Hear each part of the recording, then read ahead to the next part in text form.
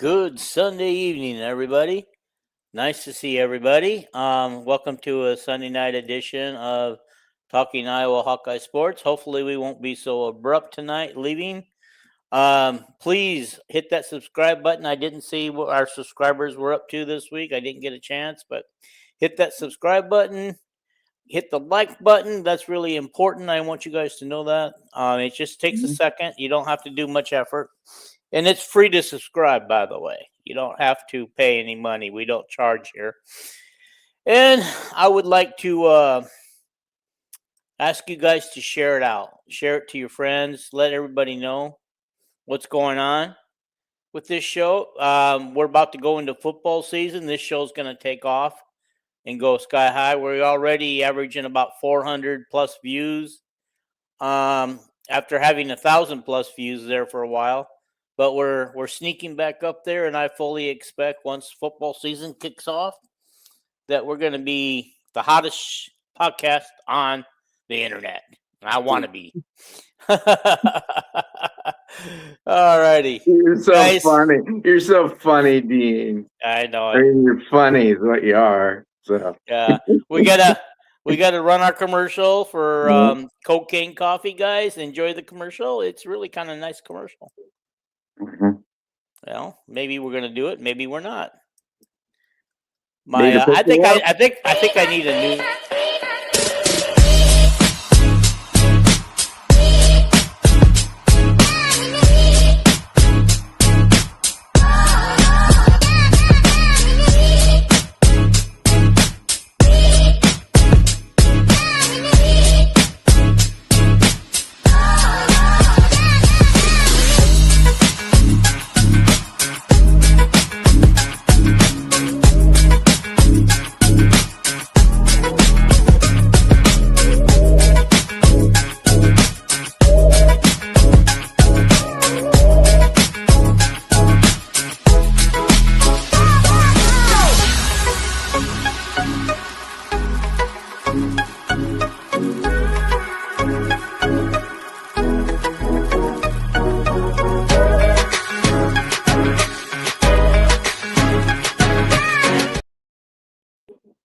All right, guys, we are part of the Villains Network. Cocaine Coffee sponsors the Villain Network and all the shows on here.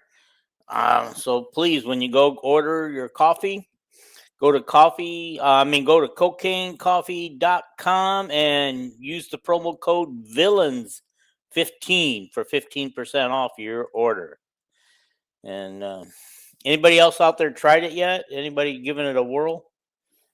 Because, Alrighty. Well, as we said, we kind of abruptly ended this show the other night because I just needed to get off for my leg. I'm not promising you that I'm going to make it through tonight's show or not. We'll see. The restless leg seems to be getting worse. So we might have to do this earlier in the afternoon because that way I'm guaranteed to make it through a whole show. This is why I wish Rick and Kyle or even Paul could be on here with us, at least a third person, because it will help carry the show so that I can pop out and take care of my leg. I think you should sleep longer in the morning. Are you there, Dean? Yeah, I am. Yeah. I think you should. I've read that the more you sleep, it helps your restless legs. But I gotta make money. I gotta get up at 5 a.m. and go make money. Okay. Alrighty. Hank, I have restless leg syndrome. Sometimes it's fine. I don't even notice it, but other times it just flares up and there's not a darn thing I can do about it. I do have some medication, but it don't work. I think last night I was up till about, I don't know, almost 1 a.m. before I fell asleep, and then the alarm clock went off at 6:30. Okay. Turn that alarm clock off. Yeah. Hank, no problem. The fact that you just joined, the show just started, so you didn't miss much. Yeah. And you can you have the link up where your person can come on screen with us, Dean, yet, or not? I do. It was up there. I don't see it anymore. Okay. But it's on the comments too. I had it on our screen here, and then I have it in the comments. Okay. Okay. Hank wants to know if it's worse at night. Yes, it is. It's very bad at night. Mm-hmm. Sometimes I go for a walk, and sometimes that helps get rid of it. Then I can come home and, yeah. The link is in the comments. Oh, there it is. Because I put comments up on the screen temporarily. Yeah. So it's also on the screen right in front of you guys. You're free to come on and talk. You don't have to show your face if you don't want to. We don't require face showing on here. Yeah. It's whatever you're comfortable with. So, well, and anyway, I got some interesting questions and estimates. I'd love people to come on and join us and answer those questions. They're not questions that we know the answer. They're like prediction questions. There you go. There you go. Over under type questions. They're exactly every one of them's an over under except one not. Cool. Okay. So we're going to push that back a little bit when we get more people joining the show. Well, yeah. And more people who would like to come on. I figured it'd be more towards the end. So yeah. Okay. But anyway, we kind of abruptly finished, and we were talking about football stuff the other night, and I think you wanted to talk about the tight end room and Hodge, their coach, a little bit. Hodge and Lester both went over. You know, Lester was on two different pods, and Hodge was on the pod, and of course, all three of them pods, they answered the same questions about the tight ends. You know, Stringa's back to full health and full practicing. Of course, Vanami is like probably going to be an All-American and on the Mackey Awards list. I think I said on the last podcast that he was compared to Dallas Clark as far as running routes and Hawkinson as far as blocking, which is, pretty, Dallas Clark was a great blocker too. But then they said Thomas Myers is a big guy who runs down the field pretty good and has great potential. He didn't what's his downside? I think that he's a freshman, he's a redshirt freshman. I guess they just call him a second-year player now, but so technically he's a sophomore because he was a freshman last year. Yeah, but I don't know. I don't know how they term it. I still call him redshirt freshman because he was redshirted last year. He played 4 games, the limit. And anyway, the only thing I seen about him that I didn't like was I think it was the spring game or something, he dropped a ball. I don't like seeing a receiver drop a ball, but maybe that was a blip on the radar. He didn't really mention Ortworth much, He said Eli Thompson is really big, and Eli Thompson was fast out of Wisconsin. He's like 6'5", pushing 260 pounds, I think he said, 256 or something. And he was fast coming out of Wisconsin, but he wasn't near that big. He's put on a lot of weight, and he says he's healthy and practicing, didn't really brag him up. He said LeVar Woods' boy is like Noah Fant, very fast and kind of like a hybrid tight end, because Noah Fant was never a really great blocker, and he still ain't in the pros. Who else is in it? Oh, Jacob Brewer, the kid who reclassified. So he's at Iowa right now at probably 17 years old.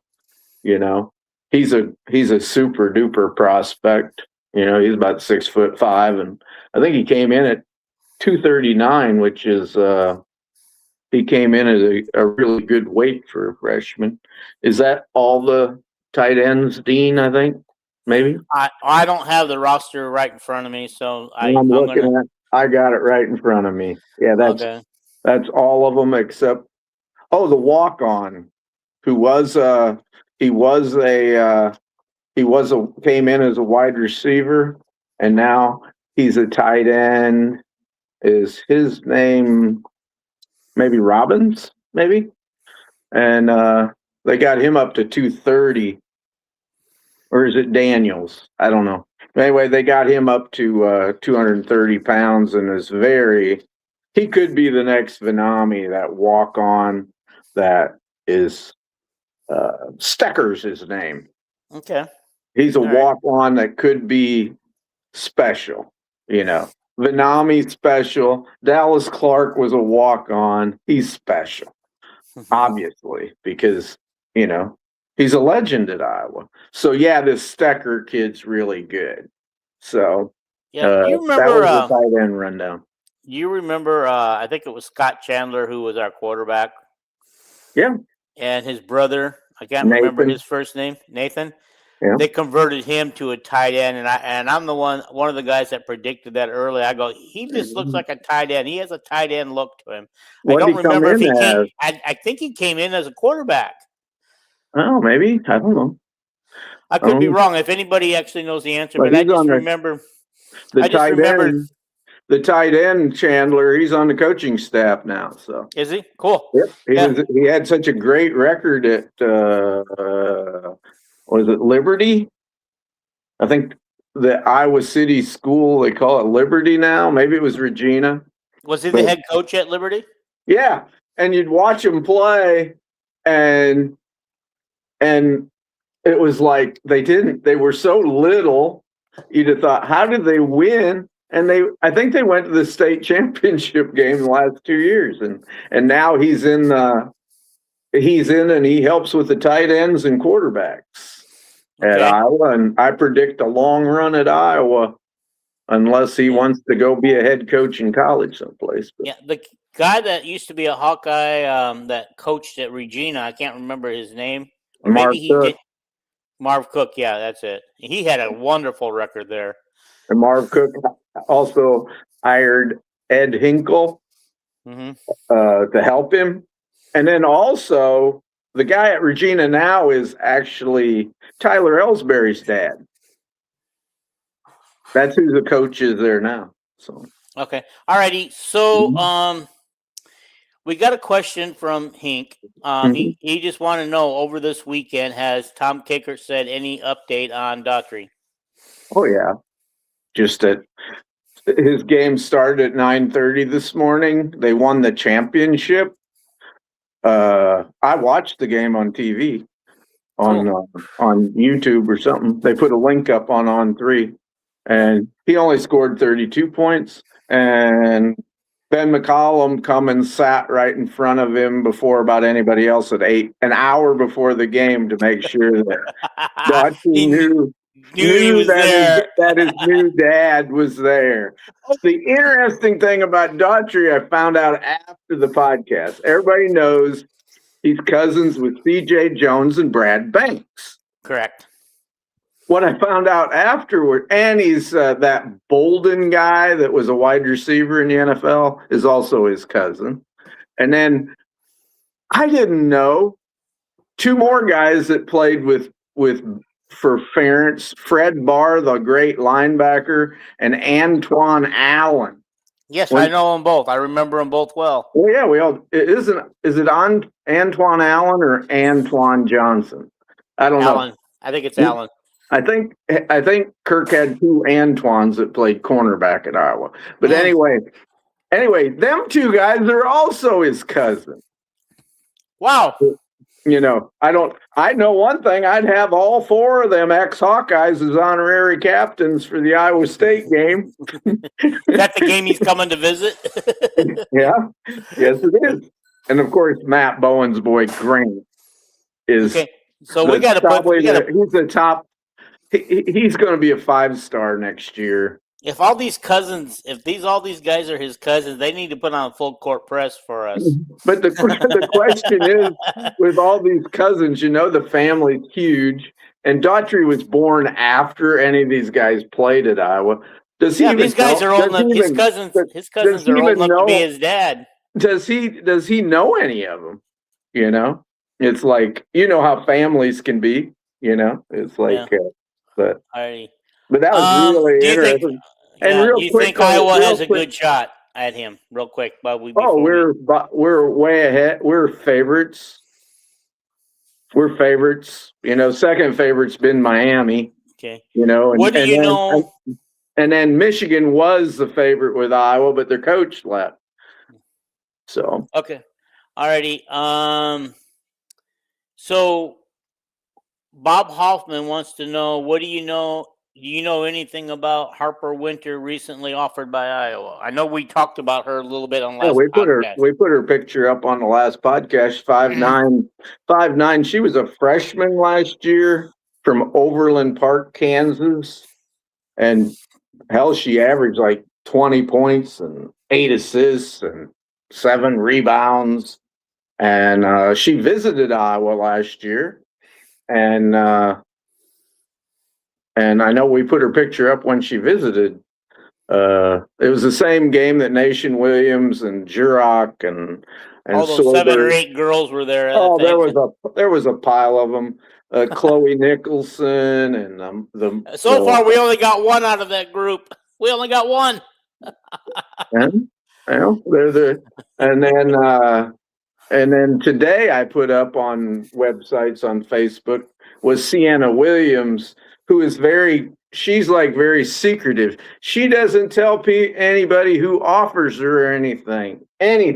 She's from Colorado, 6'4" forward. She's rated about number 60 in the country, and she is a 2027. Harper Winter is a 2029. Yeah, I mean, we're recruiting these girls more and more early.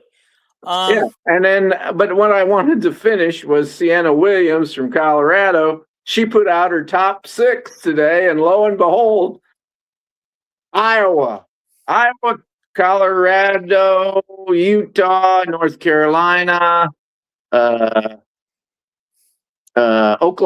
Michigan, Nebraska. North Carolina was, Nebraska. I'd say Nebraska is the one that's closest to her. I don't know if Minnesota was on there or not. But Minnesota's not on this list. Girls. Oh, you got it up?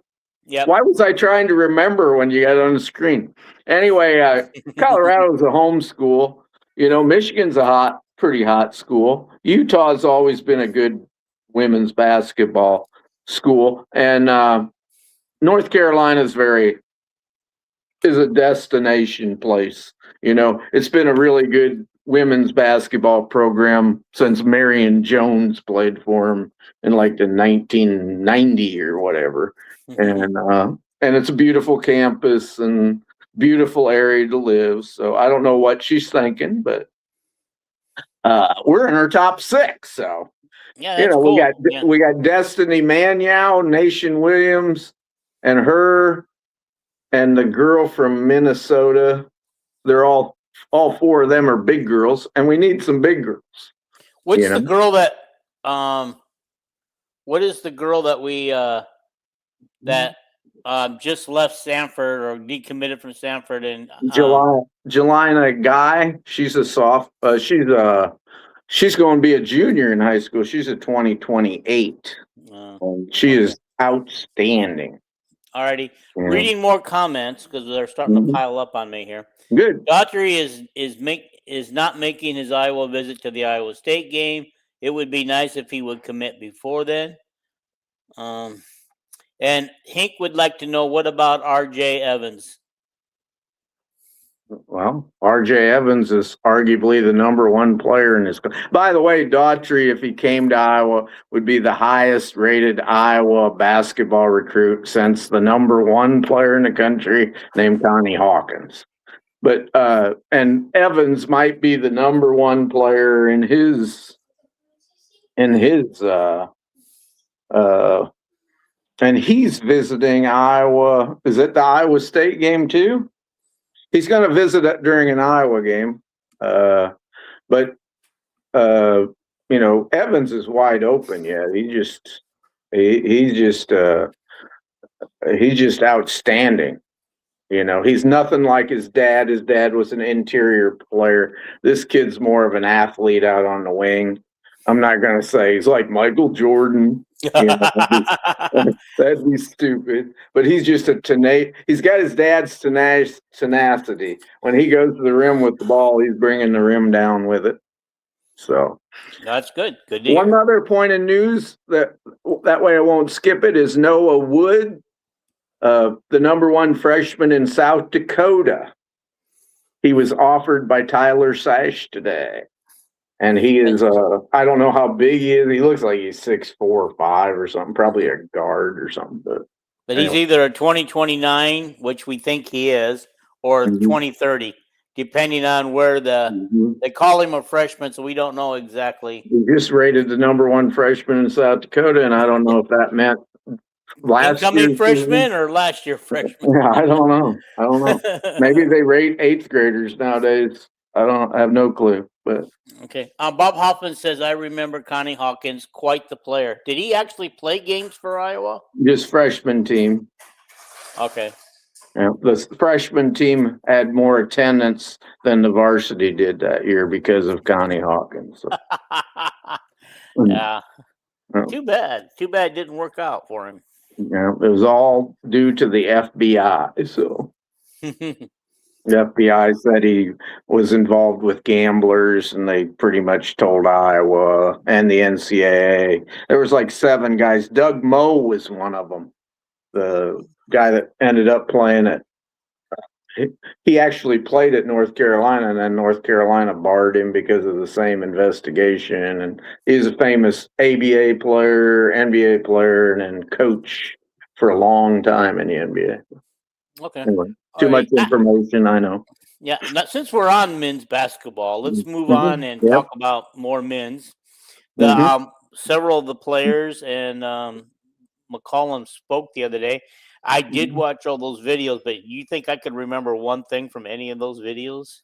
Most of the players, the only thing that was really interesting with the players was when they mentioned other guys that impressed them. You know, and about everybody said Cooper and Ethan Harris and Tate Sage and Jurok. You know, Jurok looks totally different this year. He's taken, his body looks way different, and he's quick, you know. So, and then, they said Peyton McCullum's playing real good, you know. So we just got a lot of good players, you know. Yeah, I'd be interested to see. The 2 players that struggled the most have been the 2 transfers because they're trying to learn the Iowa offense. You know, everything's new to them, so they don't run everything as quickly and without thinking like the players that were here last year and stuff.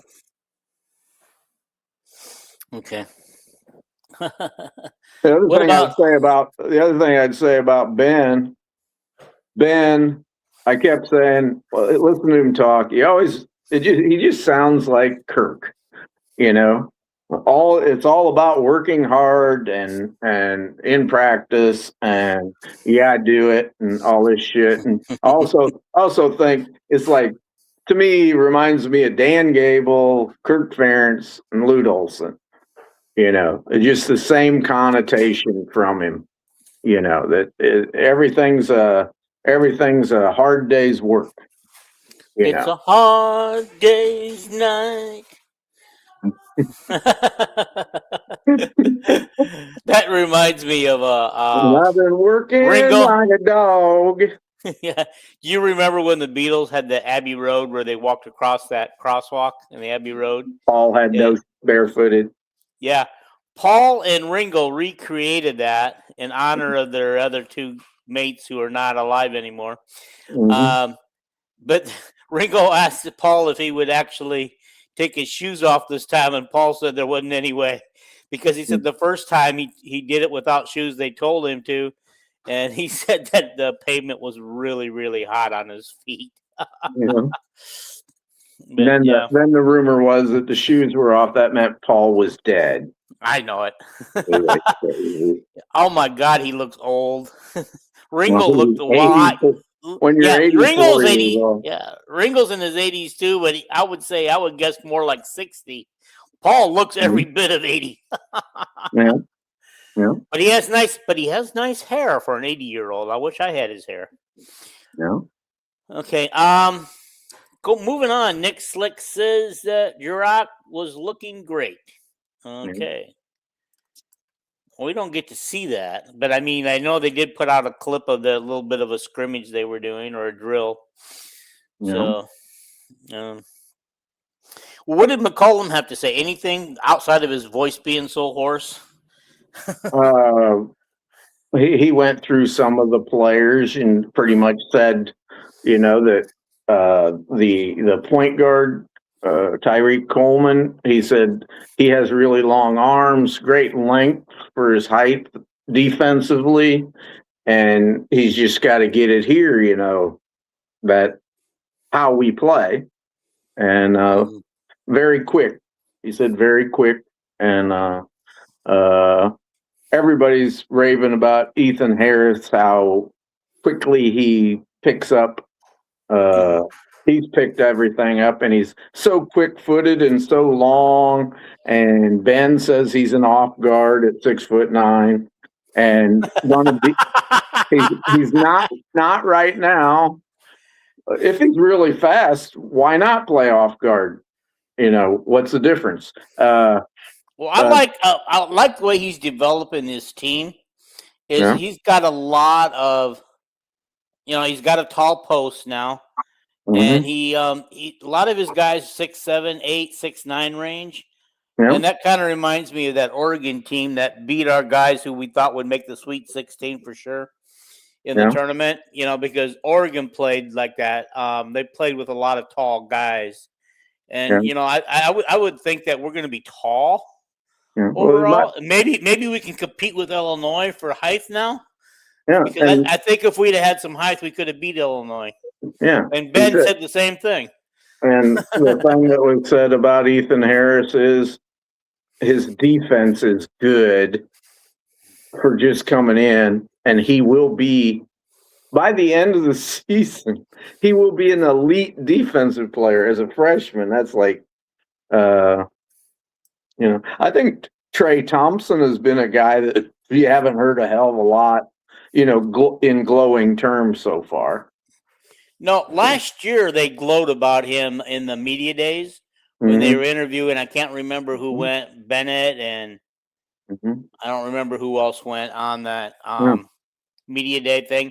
But they asked him who was looking the most impressive, and they said, watch out for Trey Thompson. He was lighting it up all summer. And, when you think about that, they didn't know at the time that he wasn't going to be able to play. Yeah. And at that time, at first, Ben said he lacked the defense. When he learned how to play defense, he would play. Yeah. But then he was sick, too, so with mono. But everybody says he can really shoot the ball. Jaden Coons, the other guy, they say he's the best. Him and Tate Sage are the best athletes on the team as far as quickness and leaping ability. So, and I guess Coons pretty good for defense too. You got another question there? Yeah, Bob Huffman said, anybody see the picture of McGeever standing under the basket holding the rim without getting on his tiptoes? Yeah, he was flat-footed. I did see that picture. I mean, that guy's got a wingspan, dude. Yeah.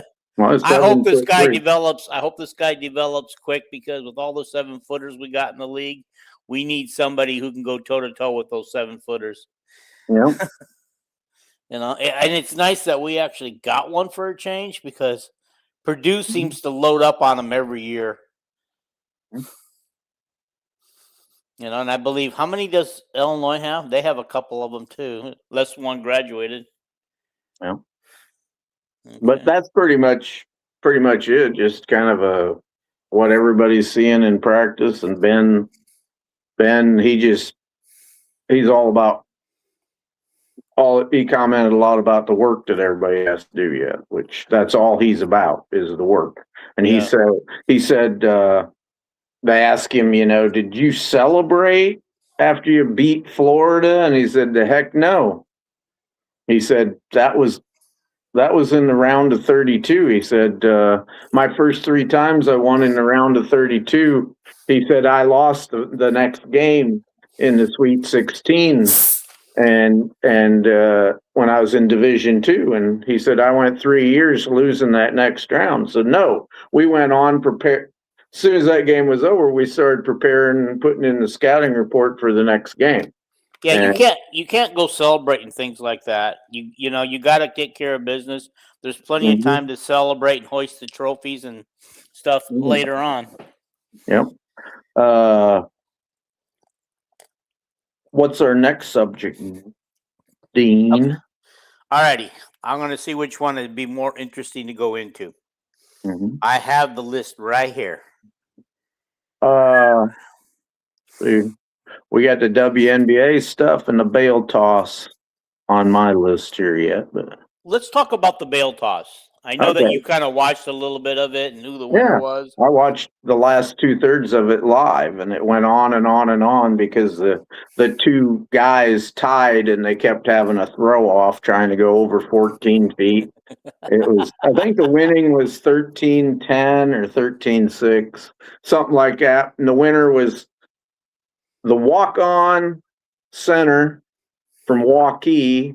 He's the same age as Caden Proctor. I remember watching them in the state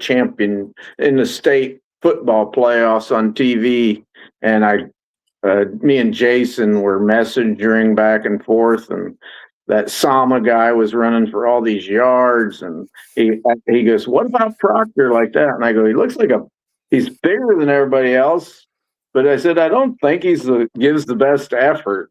And then I said, the Hawkeyes team, they got a guy that I really like. And little did I know, Cale Winter walks on at Iowa, and now he's battling for a guard or center spot. And Kirk really bragged him up this year. He won the bail toss, and he beat Lucas Allgaier, who's a young phenom who'd be in his second year at Iowa.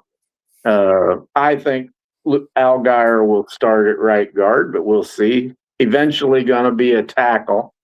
And so him and Winter were there, and it was interesting to me that Brevin Dahl, the running back, was in the bail toss against them great big guys. Didn't get near the finals or anything. And Emmanuel Olajabu, the big transfer defensive lineman, is huge. He did real well on it, and he threw one bail that would have cleared 15 feet, but he just wasn't. He wasn't consistent with it, and he was not dressed for baling hay. He had flip-flops on.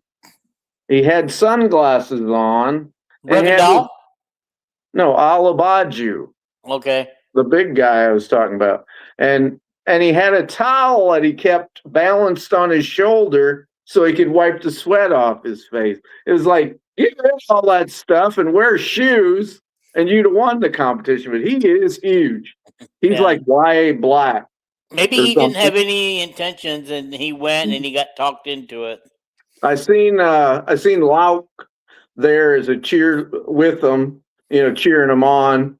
But I bet Lauk probably he's probably hurt his shoulder over his time at Iowa, and they probably didn't want him to throw hay bales. So he was there. There's a bunch of other guys. I'm trying to think, Well, Nick Slick said he saw Brevin Dahl made it over 12.5. So he said pretty impressive. Yeah, for a running back. By the way, speaking of Brevin Dahl, do we get to see more of him this year? Probably returning kickoffs, probably. Well, I don't think he'll play much as a running back. But I think, isn't Lauk scheduled to be one of our returners? Lauk is our left tackle. Lutmer. I know. Oh, Lutmer is what I meant. Lutmer's going to return punts. Yeah. For kickoffs, a lot of times straight line speed, like Brevin Dahl has. 100-meter dash champion in Iowa. Those guys. And then you have the guys like Wetchen who can do it both. But anyway. Wet Jet is no longer a member of our team. Sorry. I understand that. I can't wait to see what he does in preseason games this year, because that's probably the only chance we'll get to watch. The other guy that finished third was also a walk-on, and he's Luke Gaffney, the walk-on senior defensive tackle, and he sure looks good in in a sleeveless shirt. I mean, he's got guns. He weighs 288 pounds. So, going back to a question here. mhm. I forgot. Who did you say won a couple years in a row? Well, the first winner I remember is Logan Jones, Mhm. and then Dunker beat him. And then Dunker had shoulder surgery and couldn't come back, but Logan Jones kept coming back, but Cade Pieper beat him both years. Okay. Cade Pieper had won it twice, the last 2 times. So was Pieper not in it this year? I don't think so. Okay. Yeah. Again, when you play offensive lineman at Iowa for several years, your shoulders go to hell, and a lot. I mean, it's literally after the bowl game. Literally, I'd say 5 to 10 linemen get their shoulders operated, cleaned up. That's the way football is. It's a terrible sport on your body. So anyway. Okay. But that's the bail toss pretty much. Can't remember too much other guys. There was another big guy that was in there, but he didn't use his legs. I think he was an offensive lineman. It wasn't the Leonard guy that's 6'9", but somebody else. But anyway, go ahead. All right. Okay. So, anything else on football we want to mention? Other than media days, really. I think is next week. Big Ten media days. I don't know if they have a media day next week or not, but August 14th and 15th are media day and kids day. Yeah, that's kind of weird because they usually do media day like right the day of Iowa media day is usually the day that practice opens. I just want to keep it moving because I'm worried about your legs. Okay, but before we move on, we kind of want to bring up the WNBA. You want to talk a little bit about the All-Star game? Should we talk about the hot night that Caitlin had a couple nights ago? Pretty historic, and there's been a lot of players that have scored 40 points or 50 even. But nobody scored even 40 points in 29 minutes. She played 29 minutes, had 45 points, 10 assists. No players ever had 45 points and 10 assists. I think she went to the free throw line 19 times. Is that crazy in number or what? Yeah, I think she made 18 out of 19. Yeah. No, that was crazy, and my wife was watching that, and she said that looks like the Caitlin of Iowa Hawkeye days. Then last night's game, they wouldn't call a foul when she got hit, so she didn't go that much. So. Yeah, I mean the refs. I don't know. They were kind of like hit and miss with her last night. I mean, they gave her some breaks, some others they didn't, but I think one of the most egregious ones was when she went. She started to move in to shoot a jumper, and then she backed up. And as soon as she backed up, the girl jumped into her. And yet they called a foul on Caitlin for whatever reason. And Caitlin didn't even make a move toward her. Caitlin was just moving backwards and got jumped on. And then the girl. And speaking of which, I think all sports should penalize floppers. I think in basketball, you should be an automatic key for flopping. There are some girls that barely get touched and they throw themselves on the ground. I mean, this is just ridiculous. It's getting out of hand.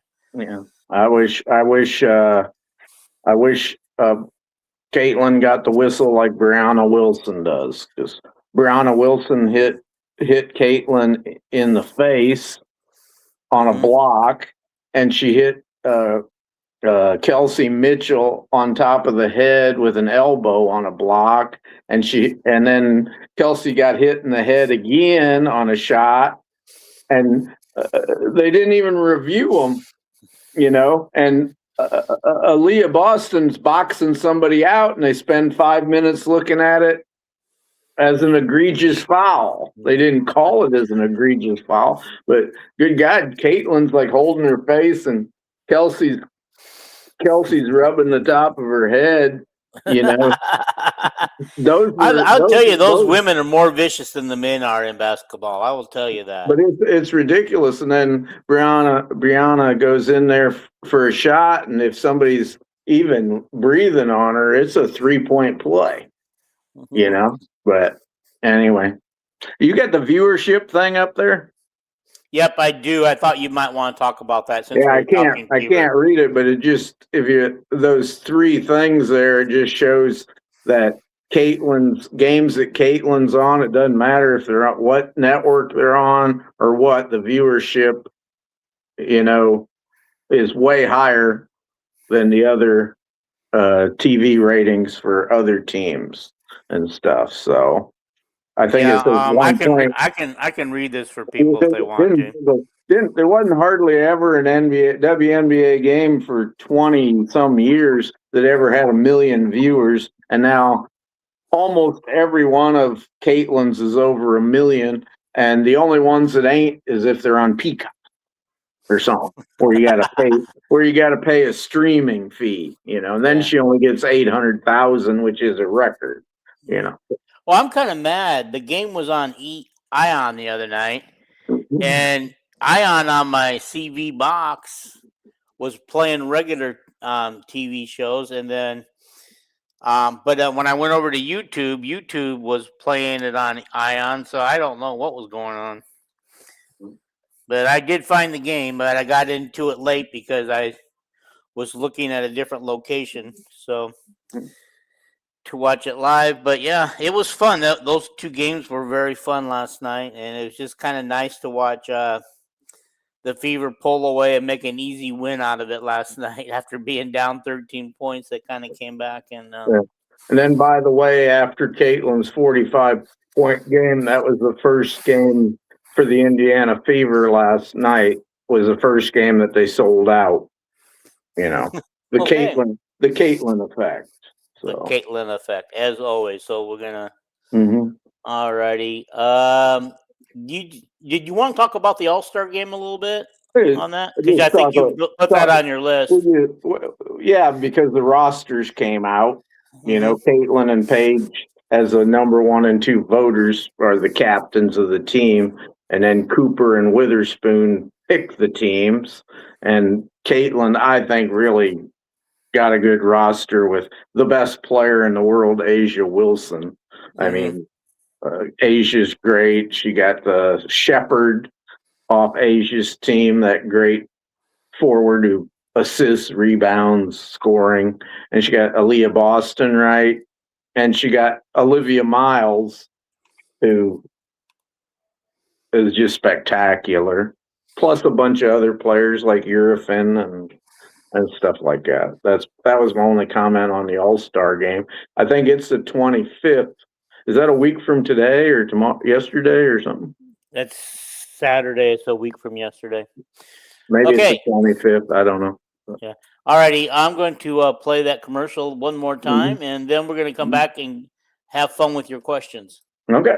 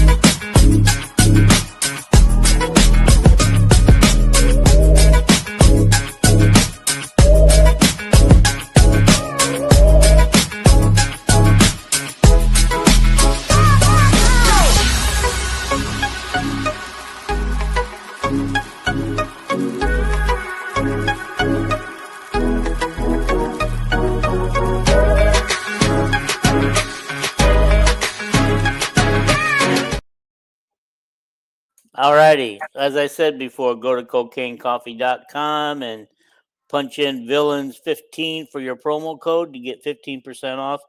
Okay, we got a couple of comments come in before we move to your questions. So I shall read them. Okay. Bob Hoffman says WNBA officiating has to be addressed in the offseason. Maybe look at full-time refs. Nick Slick says it was nice to see the whole Fever team smiling and having fun together last night, even if the refs sucked. Yeah, they always suck. Mm-hmm. I think the biggest thing is Caitlin's got to quit running her mouth, because she almost got kicked out of last night's game because she was on the verge of getting a second technical. But thankfully, even as bad as the refs are, they held back from kicking her out of the game. I got one quick question, Dean, if anybody knows. You know that Timpson, isn't her name Timpson, the backup power forward? Mm-hmm. Why do they call her KK? I have no idea. Coach White says KK did this and KK did that, and I'm thinking, who the hell's KK? And then they'd show her Timpson over there. And it's like, I don't know if when she was a little kid, when her parents they told her to do something, I don't know if she said KK instead of okay or what. But yeah, that could I don't be. know if that's a nickname that stuck or what. But anyway. Alrighty, so question. Let's go move on to your questions. I'm anxious to see what you came up with. Yeah, I was hoping people would join in trying to answer them. Maybe they will. But anyway, I'll ask them to Dean, and then I'll give you my view or whatever. There's only one question. The other ones are over-unders. Okay, hang out for a second. Yeah. People, you can I put the link. It's right above, right in front of us there, or you can click the link on in the comments. You have to go to the top of the comments but you can join the show, and I promise you, we're not going to make you put your face on here if you don't want to. Yeah, Jason would be real good at answering these questions, I bet. So Paul and Kyle and Rick and all these people.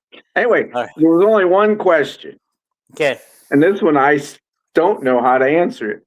Which game out of the schedule, the 12 games that we know who they're playing, which game will provide Iowa's lowest point output on offense? And there's a lot of ways to look at it. You're playing against a great defense, or you're playing in a blizzard in November. I'm going to say either Washington, or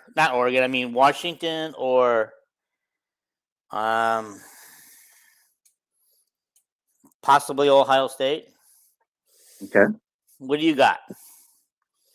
Well, my first thought was Michigan, because they do have a good defense coming back. Mm-hmm. But then I just thought, no, I ain't picking that. Then I want to pick a game at the end of the season. I know we play Illinois and Nebraska, but do we ever, with this warm climate we ever have, and then we scored like 40 points against Nebraska last year. Mm-hmm. And Illinois, I don't think, has a very much defense coming back. So, but I'm going to go with Michigan. Okay. Yeah. Matt Rule, he referenced the blowout. He was talking about he had to fly to the coast, one of the coasts at East or West, I can't remember what, and then had to come back for a short week and play against the team on Friday morning who blew them out last year. He didn't mention Iowa by name, but Friday morning. Friday morning, who blew them out? Well, we know who blew them out. I've never heard a coach physically say that publicly. We got blown out. And nobody had a comment as far as their game they're picking? Nope, nobody. You guys can answer these questions or go with the over-unders that he's going to talk about. Feel free to add. This is your show, too. We want you to be a part of it. And I only got like 4 or 5 over-unders. Okay. One, the first one I came up with was, how many playoff games is Iowa going to play this year? And the over-under is 1/2 a game. So if you think we're not going to make the playoffs, you'll say under. If you think we are going to make the playoffs, obviously you're going to say over. So I I hate to say this. I'm going with the under. I know you are, because you said we're going to win 8 games this year. I said 9. 9? Okay. Yeah. I have us beating Michigan and losing to Illinois and losing to the other 2 that everybody probably has us losing to. Okay. Didn't you think that we were going to Northwestern was a real dangerous game at Northwestern or something? I did. I think it's a very dangerous game. It's a game that could bite us in the butt, but I don't think it will. Okay, me either. I went with the over. We're going to play 1 playoff game. Well, Okay. at least 1. So. Well, I love your optimism, but you do have them winning. You do have them winning 10 games, I think, though. Yeah, I said 10-3, so I guess the secret's out. I got them going 10-2 at least. I don't think 9-3 is not going to get you into a 12-team playoff. I was hoping they'd expand the playoffs before the season started, but yeah, because I want Kirk to get in a playoff, and because Kirk. Are you thinking he's going to retire after this year? Is that why you want him to get in the playoff this year? You're skipping to another over/under question, Dean. Okay. I'll do that one next. Get it out. No guesses, no answers or anything. Okay. Anyway, my other one is. Okay, wait a minute. Nick Slick might have a funky way of answering this question. Yeah. Just with the schedule, it has to be the under unless Helinski is the next Drew Tate. There you go. He did answer the question. I don't know if the schedule has to be the under. I mean, there's only 3 games we won't be favored in. Yeah. Well, it depends on what Illinois looks like too late in the season. Because we played them We played them game 11. They're gonna look like roadkill, I think, because they really don't have that much coming back, and I don't understand. By the way, I read today that during the Evichesky years, that is when we were barred from the Big Ten, barred Iowa and Illinois from playing for 15 years. I did not know that they couldn't play each other for an Illinois football player broke the jaw of an Iowa fan. And they said that was the biggest rivalry going, was Iowa and Illinois. So I wonder when they resume their series. It said for 15 years, so I'd say 68 or in there sometime. Evichesky was, wasn't he 52 to 58 or something? To 60? Yeah. Something like that. I'm going to ask my next over-under in case your legs go sour. Okay. And this is about how many years does Kirk have going to coach counting this year? The over-under is 22. No. The over-under is 3.5 years. So if you think he's going to retire and not coach to a 4th, including this year, 4 years, then you go under. If you think he's going to make it to 4, it'd be over. Okay, so that would take us up to his current contract, right? That he would actually work through his contract. I have no clue. His contract ends after the 29-30 season. Okay. Okay. 3.5 is the over/under. This is hard to say because at his age of 71, or he will be 71 in August, anything could go wrong with your health at any time quickly. I just want to answer. I know. I'm just going to say it's complicated. I'm teasing you, Dean. Okay, if he stays healthy, I would take the over. But I don't think he's good. I don't know. He might stay healthy, but I'm taking the under because, But he does love coaching, so maybe I'll take the over. I'm taking the over.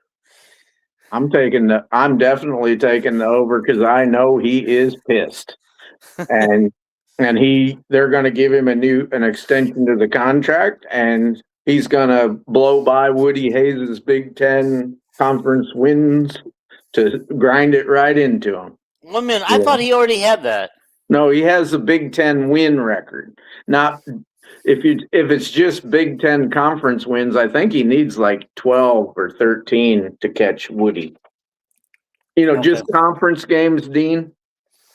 Okay.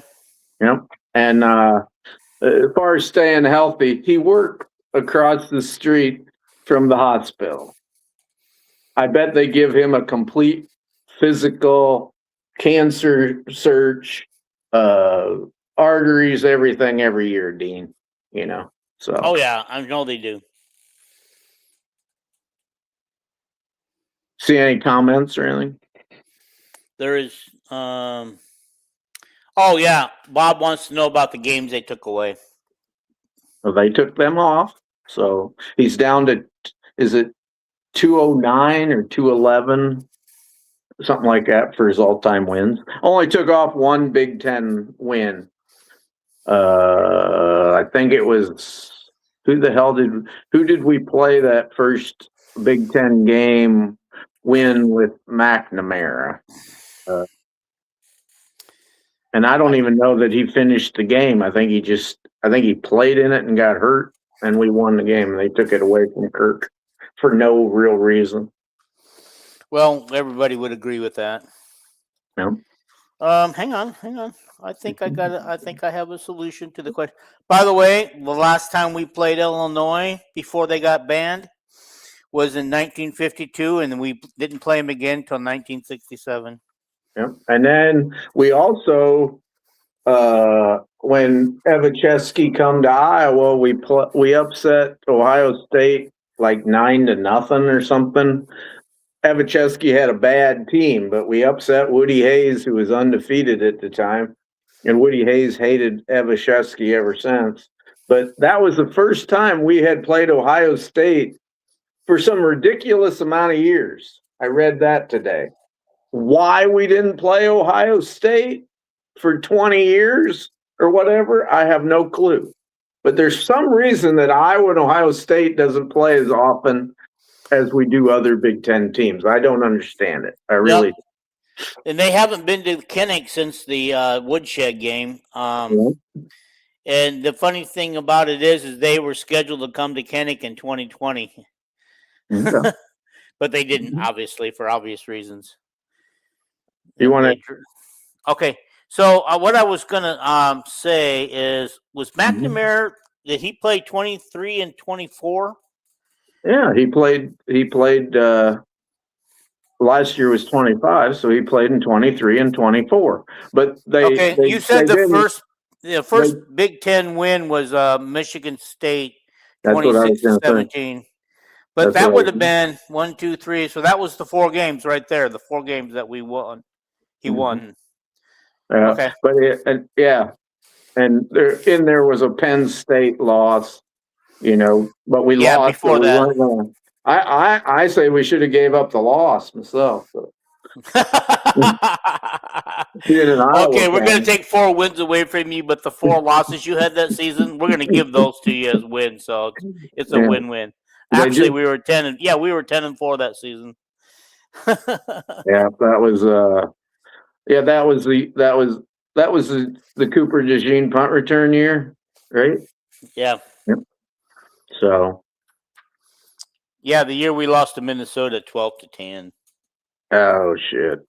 Don't remind us. PJ, even with the refs taking that touchdown off the board, he'll still only had to move the team about 20 yards to get in field goal range. I read today where somebody put up there some rating where they had the Nebraska football program's a tier above Minnesota, and I thought, what are you talking about? Minnesota's been fairly consistent at winning under PJ Fleck. Yes. PJ's 1-9 against Iowa. Against Nebraska, he's 9-1. Kirk is what against Nebraska? Kirk has lost 1 game to Nebraska since 2014? Yeah. Something like that. You want next over-under? Yes. Okay. No, the over-under on wins this year. In Vegas, it's 7.5. I'd put a bankroll on that if I was a betting man, Dean. But the Calvin over-under, I'm going to make it difficult. It's not going to be 7.5 or 6.5 or 8.5. It's going to be 9. You're going to put the line at 9? Yeah. You either got to say it's going to be under 9 or over 9. If they win 9, you can't win anything. Can I say even? No. All right. Okay. I'm going to go with under then. I'm going to go with under. I'm going over. I know you would. I love my Hawks. I'm gonna. Yeah. I got to go with it. Okay. The other two ones are about passing and rushing. Wait a minute though. What? Any comments? If I go, no comments on this one. Okay, so if I go with the over, because I can say they won 9 games or 8 games regular season, but they won their 9th game in a bowl game. I could do that. No, I'm going to still stick with the under. Okay. My other one is passing yards. And I keep seeing people putting the passing yards at like 1,750 and all that crap. And anyway, I'm putting it at over or under 2,001 yards. Under. Mm-hmm. I'm going over. Are you seriously? Well, I just keep thinking I'm a math guy, and I think we got finally have better receivers, great tight ends, and I agree with that part.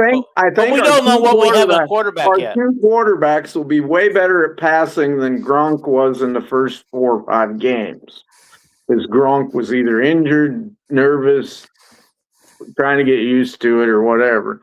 And I think, and then my math guy in me, if you average 200 yards a game, that's 2,400. That's way over 2,000. Okay. I don't know if you took 13 into 2,000, that would be 150 yards a game will get you 2,000. I think we can do better than that. What did we have last year? Like 1,400. Okay. I mean, it was ridiculous. It was like 110 yards or 12 yards a game. Who needed a passing game last year when we had the running game and our quarterback was the leading rusher? Yeah. But I just think if Gronk would have been Gronk of the second half of all the year, season, we would not have lost to hell, we didn't really lose to Indiana anyway, as long as Gronk was healthy, and we certainly would have beat Iowa State, if we were all juiced up. Oh, but Gronk wants that game back so bad. You got any comments, Dean? There's no comments. And my last over and under, get Dean off here with his painful legs, rushing yards. People are setting it at 1,800, 2,000. I'm going with 2,251 yards. Okay. Under. But not by much. Yeah, but not by much. Not by much. No, we could actually have 2 1,000-yard rushers. It's possible. Easily. I think we could. It's happened before. Yeah, Wadley and LaShawn Daniels.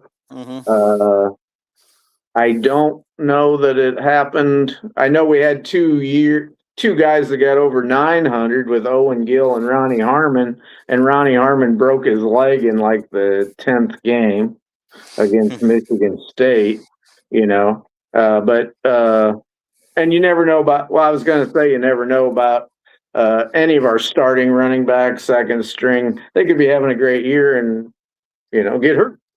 Yep. But anyway, I went over because I'm I guess I'm an optimist, but anyway, I'd like to know how many rushing yards we had last year.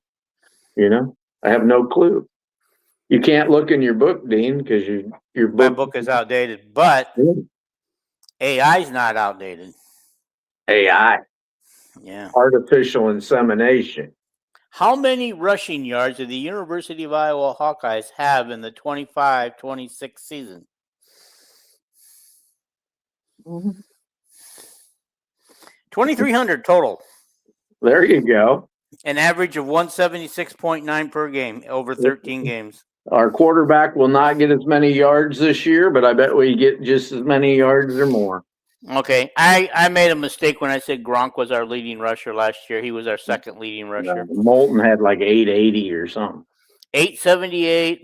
Gronk had 545. And our next one was Jazzy and Patterson with 296 yards. Where did he go? He left school. Jazzy and Patterson. Did he go up to? He went up to Michigan State, didn't he? Oh, did he? Okay. If you would like, I can also break down their passing yards. Yeah, I want that. Yeah, say passing yards. Yeah, could you give me the University of Iowa's total passing yards for the 25-26 season? Mm-hmm.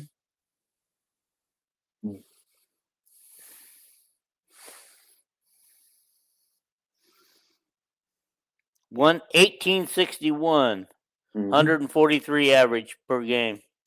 Nope. You know, it seemed like Gronowski wasn't hardly getting 100 yards passing, so I think it's amazing that we averaged 143. Nope. Must be all those yards he picked up in the Vanderbilt game. Mm-hmm. Okay. Plus Vanderzee had a touchdown pass, and Hank had a touchdown pass, and did Hecklinski have one? I don't think so.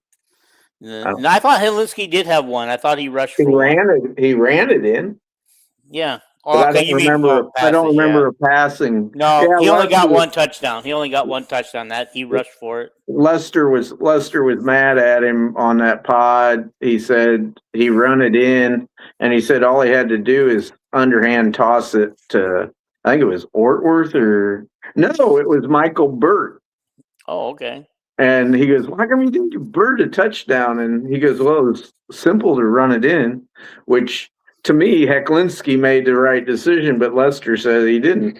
You know, it's that just means if he said it's simple to run it in. If you run it in, the chances of a drop are 0. Yeah. Well, the fact that he said that, also maybe he didn't have faith in his passing game. I think Hecklinski has faith in everything that he does, but I think he's pretty confident myself. Okay. Your leg is going crazy, Dean. Yes, it is. So I think this is a good place to go. I think we accomplished everything we wanted to. Yeah. I'm not sure what we'll have on Wednesday night for content, but we'll come up with something fun, guys. Gosh, we'll have the greatest show ever. I know it. We want everybody to think that we have the greatest podcast ever. And just wait, we might have Kirk Ferentz on. Or Caitlin Clark. We could get Caitlin, maybe. Yeah, if I get Caitlin, the viewership on this thing is going to go sky high. Every little girl in America is going to tune in. If Caitlin Clark was on here and you put it on YouTube, you literally would get 1.1 million. That would be fantastic. That might get me paid. Well, I'd almost like guarantee it, right? Yeah. For people who haven't heard, I don't want to say too much, but we are working behind the scenes with the right people to try to get Kirk Ferentz on this show. Kelvin might have been joking, but it's actually who we're actually trying to get. But I think the closer it gets to the season, the less chances that happening. It would be 0. It's 0 if you don't get him before the late July. Yeah, that's what I'm saying. Before the Big Ten media days, if we don't get him before that, we probably aren't going to get him. Yeah. I was kind of hoping to get him since he was on vacation, but maybe he doesn't want to talk any Hawkeyes right now. Well, he's probably playing with his grandkids. So how much time does he have with his grandkids when you work 11 months out of the year? True. They used to get the whole month of July off. That hasn't happened in a while. Yeah. Okay. I think this is a good place to end it. But wouldn't that be great to get Caitlin and then Kirk Ferentz? We might even get another 1 million views for Kirk. Yeah. I'm trying to think of who else we could get. Well, guys, who do you think we should get? There's a million people. There's a million people you could get. You know, it's like we named half of Daughtry's cousins. You know. Let's get Fred Barr. Let's get Brad Banks. It's like Brad. Yeah, let's talk to Brad. His little boy goes to practice and everything. So anyway, Okay, guys. Thank you for watching. Again, we'll be back Wednesday night, same time, same channel, same Batman channel, whatever you want to call it. Bat time, Bat channel. Peace out, according to. Are you ever going to wear a different shirt than that slider shirt that you're wearing, or whatever it's called? Slider shirt. It's a Cubs shirt because the Cubs are playing now. But okay. I wore so many different shirts. It's ridiculous, Dean. Are you ever going to wear the Swarm shirt again since the Swarm is defunct? Oh, yeah. Okay. All right, guys. We really are going to get out of here. Appreciate you guys watching. Appreciate the comments we got tonight. I tried to get everybody's comments up or read. So come back Wednesday, same time, and we'll see you then. Peace out. Go Hawkeyes. And we're only about 2 months away, or month and a couple of weeks from your leg is going to get a lot better before football practice and football games start, Dave. Yes, you and I know it. I got to work on it. We might have to go an hour earlier. If we go an hour earlier, we might be okay. I don't care when we go. Peace out, everybody. Yeah.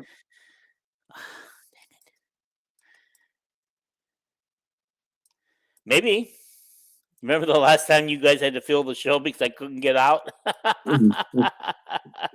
I can fill, but I don't know if it'd be very good content.